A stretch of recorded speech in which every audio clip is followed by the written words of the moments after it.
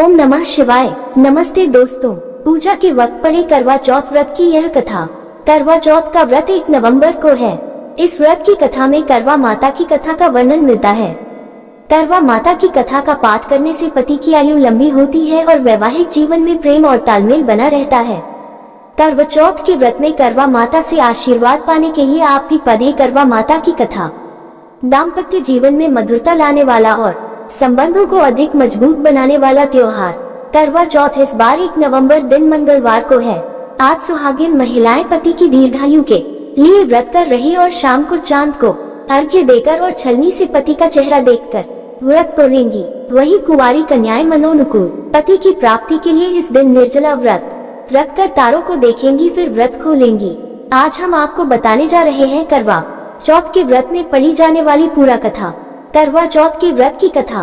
करवा चौथ की कहानी है कि देवी करवा अपने पति के साथ तुंगभद्रा नदी के पास रहती थी।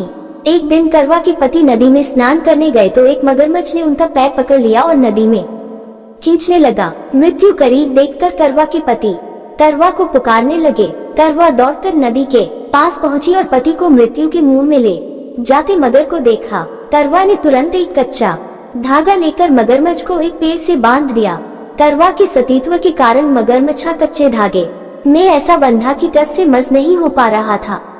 करवा के पति और मगरमच्छ दोनों के प्राण संकट में फंसे थे। करवा ने यमराज को पुकारा और अपने पति को जीवनदान देने और मगरमच्छ को मृत्युदंड देने के लिए कहा। यमराज ने कहा, मैं ऐसा नहीं कर सकता क्योंकि अभी मगरमच्छ की आयु शेष है और तुम्हारे पति की आयु पूरी हो चुकी है। क्रोधित होकर करवा ने यमराज से कहा, अगर आपने ऐसा नहीं किया तो मैं आपको शाप दे दूंगी। सती के शाप से भयभीत होकर यमराज ने तुरंत मगरमच्छ को यमलोक भेज दिया और करवा के पति को जीवनदान दिया।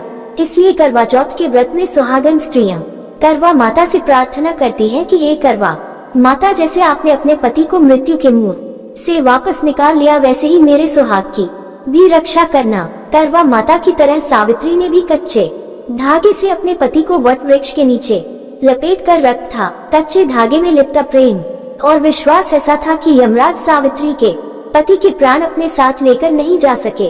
सावित्री के पति के प्राण को यमराज को लौटाना पड़ा और सावित्री को वरदान देना पड़ा कि उनका सुहाग हमेशा बना रहेगा और लंबे समय तक दोनों साथ रहेंगे। राधे राधे। आरती करवा माता की। करवा चौथ पर करवा माता की आरती। ओम जय करवा मैया माता, जय करवा मैया, जो व्रत करे तुम्हारा पार करो नैया। ओम जय करवा मैया, सब जग की हो माता, तुम हो रुद्राणी, यश तुम्हारा गावत जग के सब प्राणी। ओम जय करवा मैया। कार्तिक कृष्ण चतुर्थी, जो नारी व्रत करती दीर्घायु पति होवे, दुख सारे हरती। ओम जय करवा मैया, होए सुहागिन नारी, सुख संपत्ति पावे। गणपति जी बड़े दयालु, विघ्न सभी नाशे। ओम जय करवा मैया। करवा मैया की आरती। व्रत कर जो गावे, व्रत हो जाता पूरन, सब विधि सुख पावे। ओम जय करवा मैया।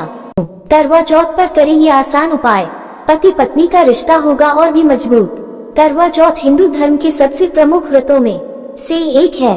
करवा चौथ पर सुहागिन महिलाओं द्वारा अपने पति की लंबी उम्र के लिए व्रत रखा जाता है। इस व्रत को निर्जला रखने का विधान है।